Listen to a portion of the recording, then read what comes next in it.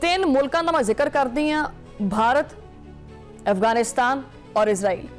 ये तीनों मुल्क वो मुल्क ने जो कि पूरी दुनिया दे विच अपनी एक चौधराहट कायम करना चाहते सी और इस चौधराहट के चक्करां दे विच अज पूरी दुनिया दे विच किते नज़र नहीं आते पे, ना तिन्हां चों और ना ही 13 चों।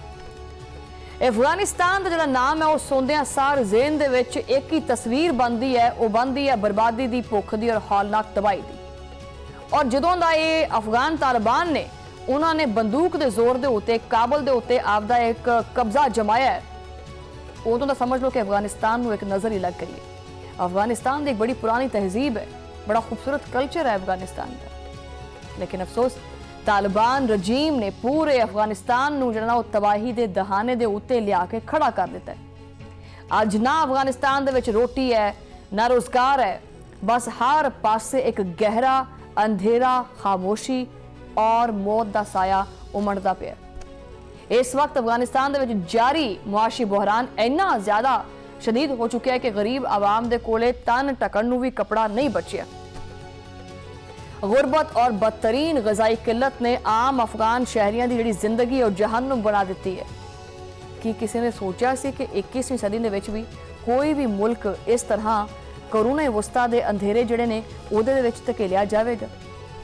बैनुल अकवामी मीडिया चीख चीख के दुनिया नूं दसदा पिया है कि अफगानिस्तान दे विच बेरोजगारी है, वो आसमान ते छूंदी हुई महंगाई है और बुनियादी सहूलियात की अदम दस्तियाबी है।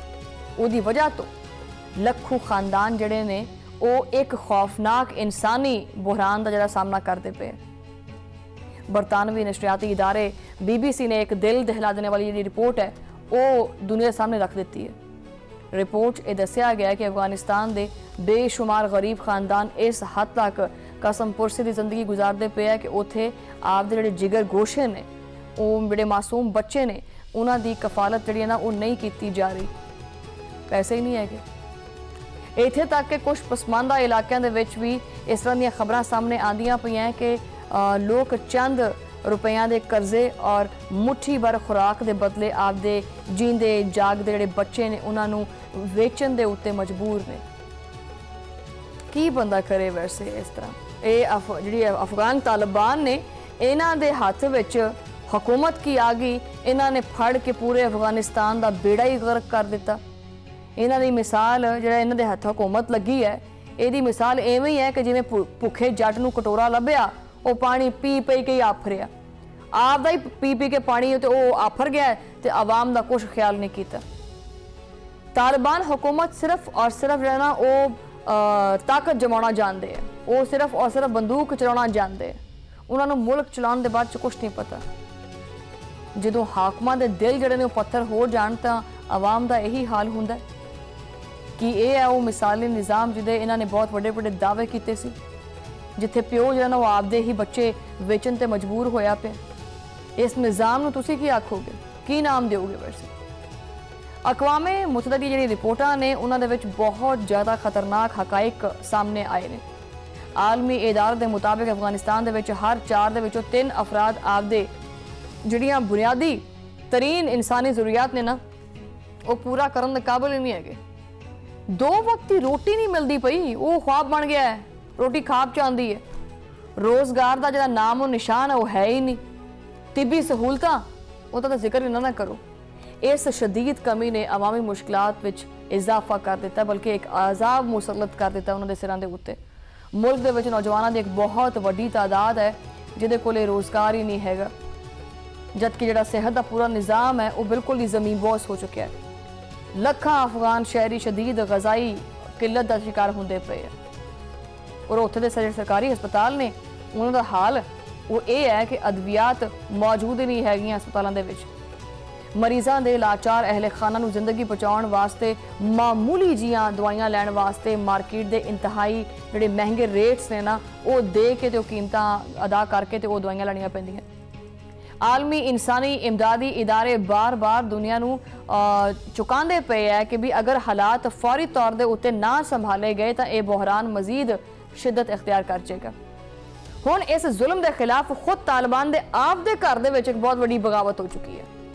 ये जिहड़ी मैं तुहानूं सारी राम कथा सुनाई है, इस सारी सूरत हाल दे विच पहले तो यह दुनिया दसदी पई सी, हुण अफगानिस्तान दे विच बगावत शुरू हो गई है। तमाशा देखो कि हुण कंधार दी एक मरकजी क्यादत जिहड़ा ना उहदे मुकामी कमांडरां दे दरमियान शदीद इख्तलाफात खुल के सामने आ गए। अमीरुल मोमिनीन मुल्ला हैबतुल्ला दा आपदे ही लोकां दे उत्ते जिहड़ा कंट्रोल सी वो खत्म हो गया।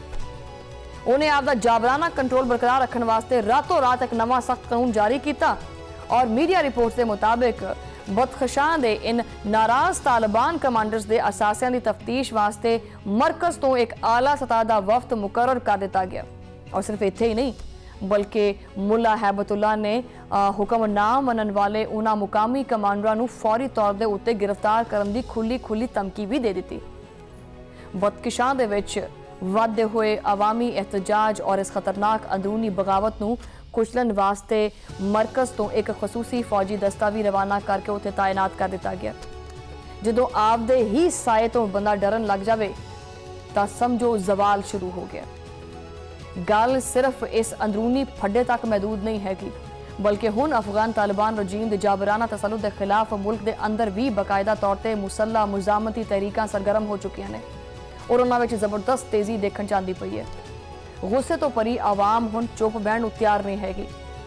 अफगान मीडिया जिहड़ा जरीदा है अफगानिस्तान इंटरनेशनल, उहदी हालिया रिपोर्ट के मुताबिक एक वड्डी मुजाहमती तंजीम अफगानिस्तान ग्रीन ट्रेंड ओने सूबा गौर दे दारुल हुकूमत फिरोजकोह दे विच तालिबान दे एक अहम और वड्डे फौजी मरकज नूं जोरदार धमाके नाल उड़ा दिता है।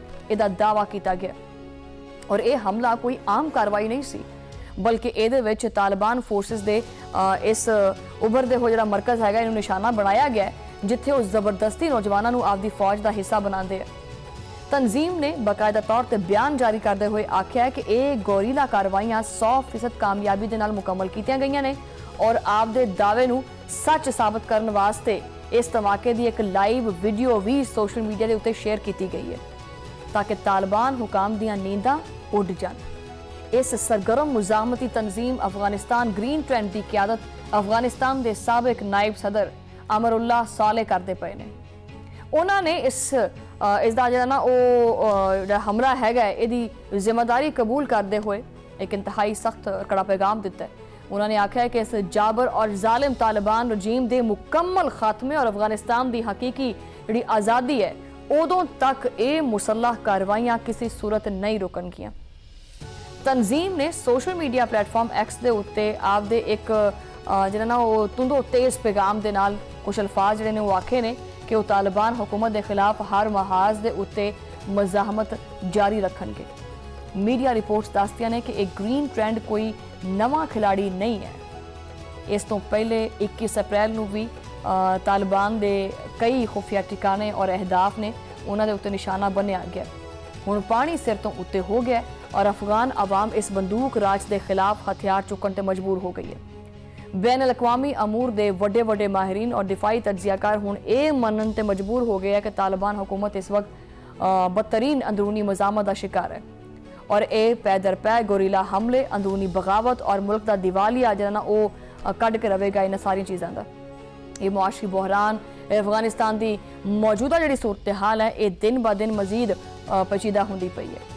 माहिरीन का यह भी कहना है कि हुण मुख्तलिफ इलाकों के छोटियां वड्डियां कई मुजामती तहरीकां अचानक सरगर्म हो चुकी ने और ये सारा कुछ जोड़ा है वो खतरनाक ये है तालिबान वास्ते कि इन्हां गुरीला जंगां को हुण मुकामी अफगान तालिबान की भरपूर हमायत और पनाह भी हासिल होना शुरू हो गई है। जदों आवाम खुद हुकूमत के खिलाफ खड़ी हो जाए ना तो फिर दुनिया की कोई फौज उहदा राह नहीं रोक सकती। तालिबान ने आवाम नूं डरा धमका के जिहड़ा ना रखिया होया सी, सोचा सी कि भी असी इन्हां ते राज करांगे, मगर वो भुल गए सी कि जुल्म तो फिर जुल्म है ना, जो वधदा है तो आखिर वो मिट जाता है और आखिर यही सूरत हाल जी अफगानिस्तान चलती पई है। बहरहाल